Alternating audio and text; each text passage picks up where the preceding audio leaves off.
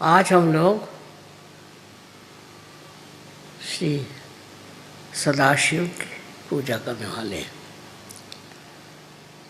इनका विशेष स्वभाव ये है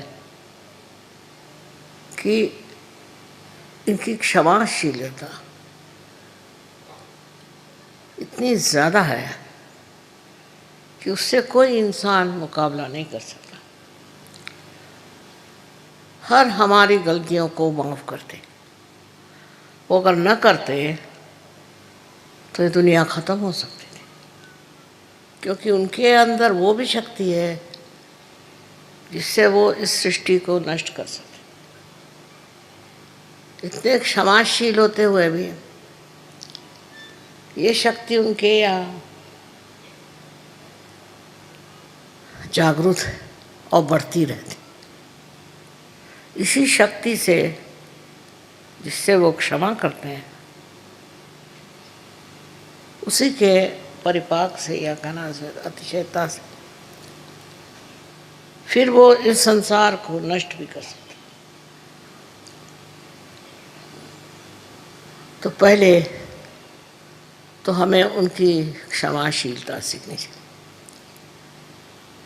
किस कदर क्षमाशील, छोटी छोटी चीज़ों को लेकर के हम लोग झगड़ा करते हैं, छोटी छोटी बातों पर हम झगड़ा करते हैं, पर ये किस कदर क्षमाशील है और क्षमा करते करते उस चरम सीमा पर पहुंच जाते हैं जहाँ से इनके अंदर ये नष्ट करने वाली शक्ति जागृत होती है।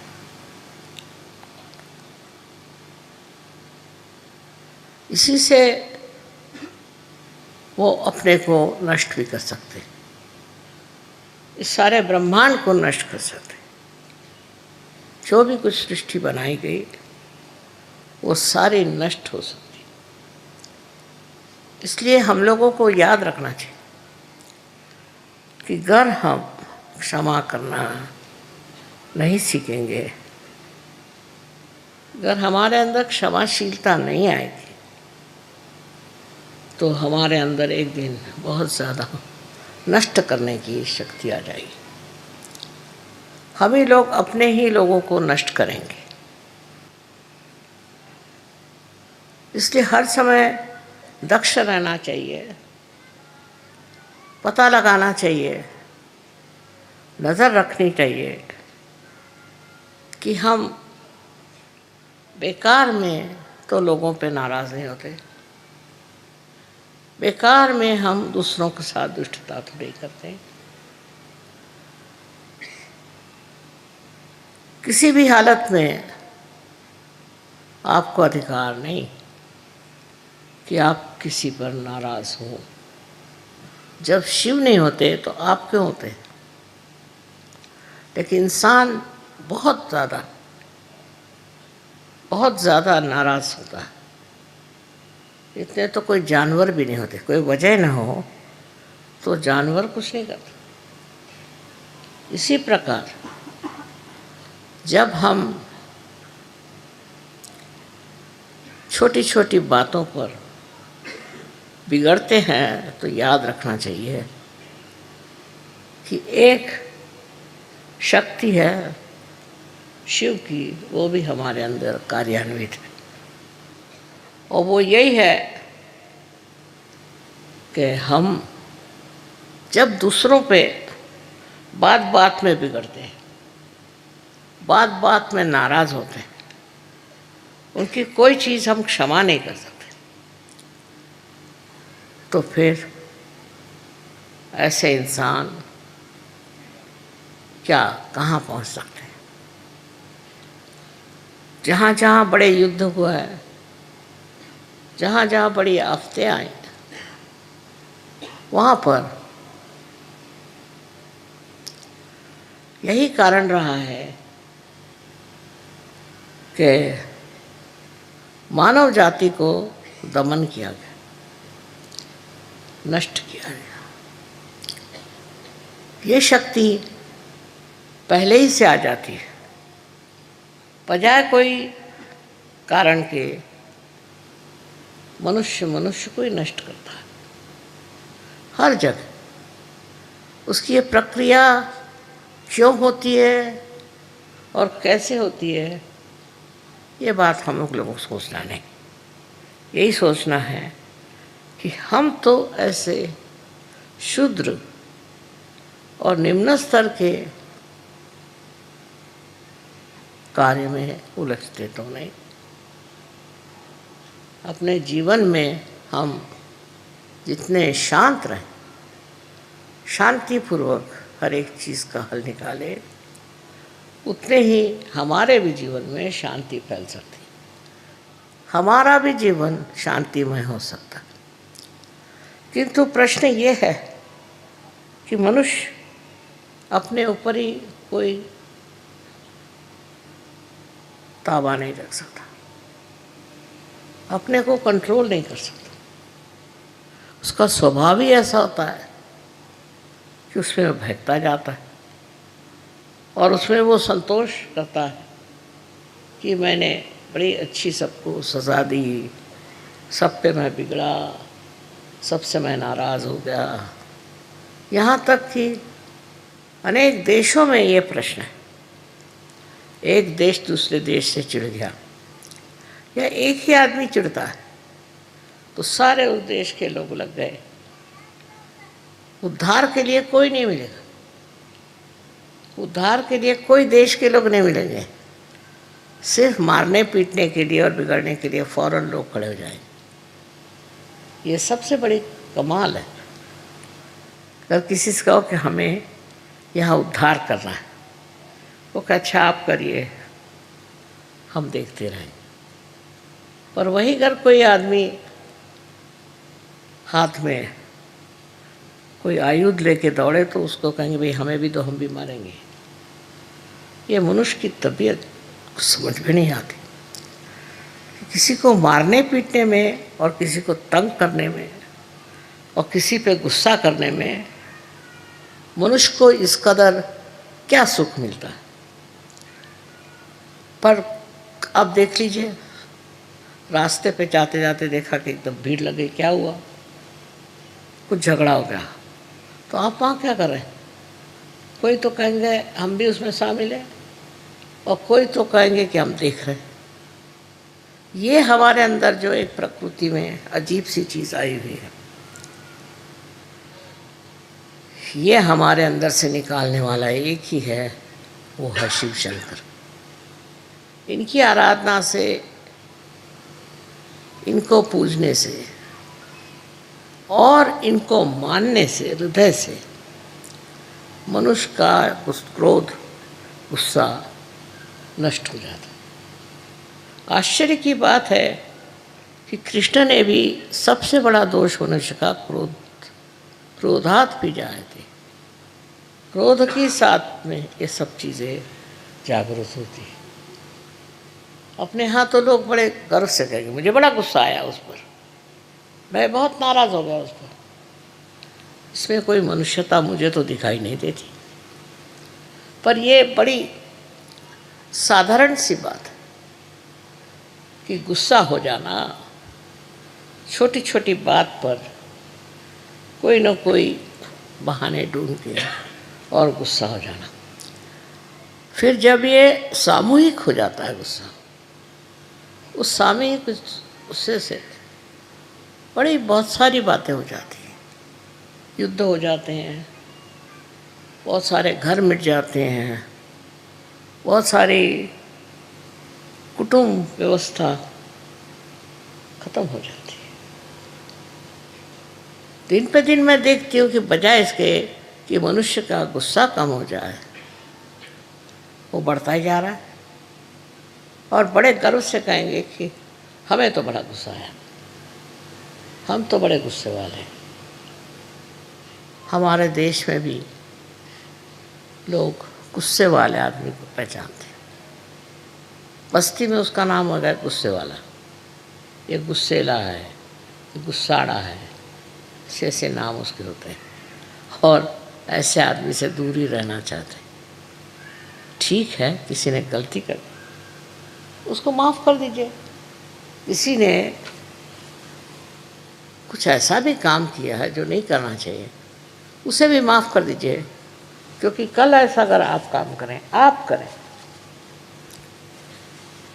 तो आप किसकी सज़ा लेंगे? कौन आपको सज़ा देगा?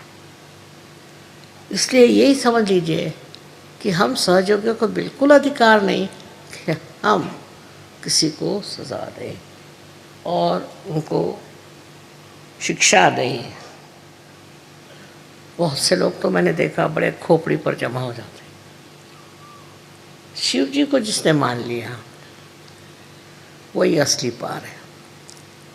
शिव जी का स्वभाव जिसके अंदर आ गया वही असली है, और उसके प्रोटेक्शन के लिए भी शिव जी है। जो आदमी सीधा सरल स्वभाव से ही है, उसको घबराने की कोई बात ही नहीं। उसको संभालने वाले शिव शंकर, उसको देखने वाले शिव शंकर। तो इस वजह से आपको उसमें इतना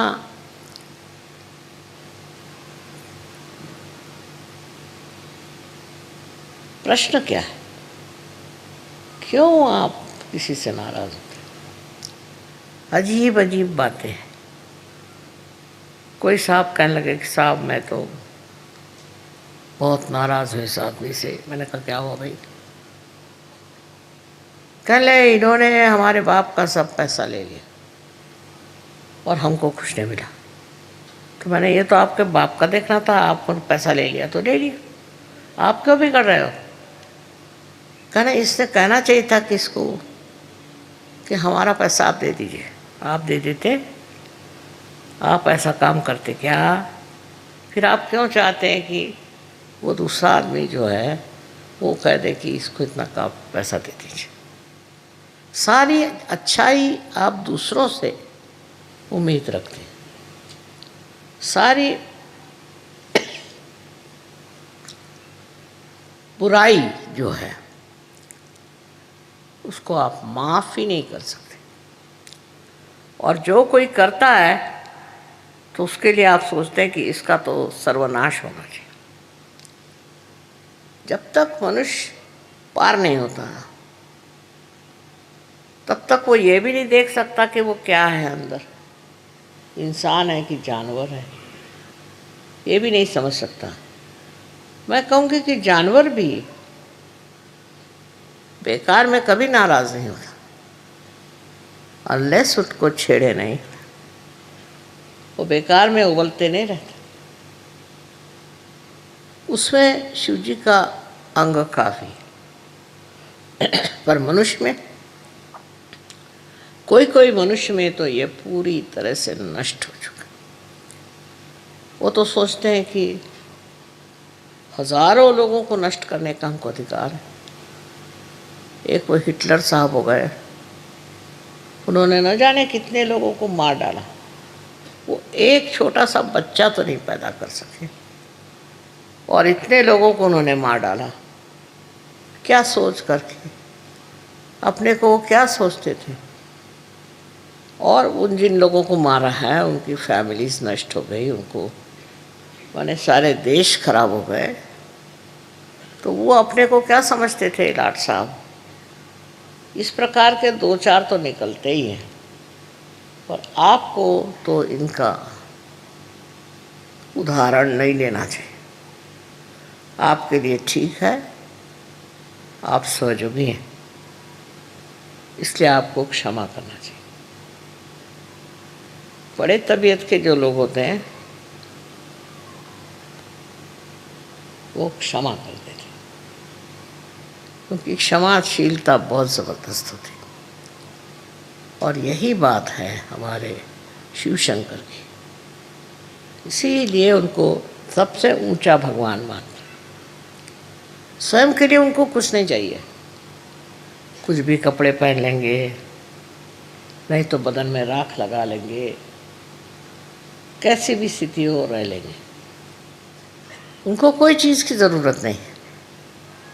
पर अगर कोई आदमी किसी के साथ बहुत ज़्यादती करता है तो अंत में वही उसका नाश करते हैं। इतनी क्षमा की शक्ति उनमें है, उतनी ही उनमें नष्ट करने की शक्ति है। इसका कारण क्या है?